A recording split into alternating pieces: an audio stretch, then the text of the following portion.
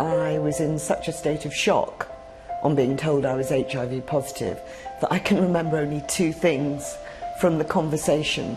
Myself saying, "I can't die, my daughter needs me," and the male nurse saying, "You could live to be 100.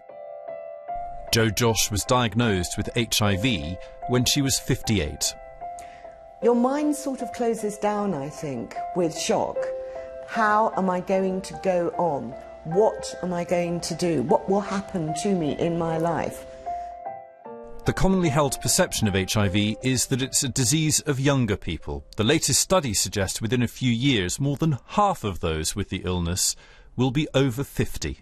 It is true that a lot of older people are becoming HIV positive because for an older person, using a condom, which is the only way to make sure you don't become HIV positive, is sort of irrelevant, because if you're over 50, you don't need to worry about getting pregnant if you're female. Not from an era or generation where sexually transmitted diseases were an issue. Jo has been helped to cope with her illness by talking to others at places like this, the charity Body and Soul. A study released today shows there is still huge fear and stigma attached to a diagnosis of HIV. Jo has found it hard to tell other people. People you don't know very well will judge you. He deserved it, he was gay. She deserved it, she slept around. They deserve it, they're ignorant. That sort of thing. Lots of people who live with HIV are exactly like me.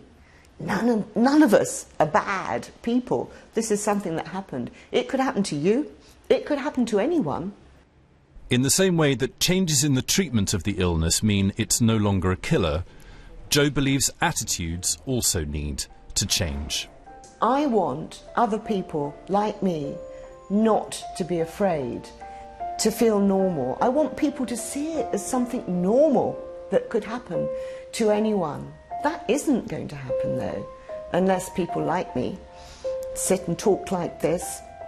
And there's a lot of people like me out there, but why would someone go about and saying, "Hi, I'm HIV positive"? Not going to happen, is it?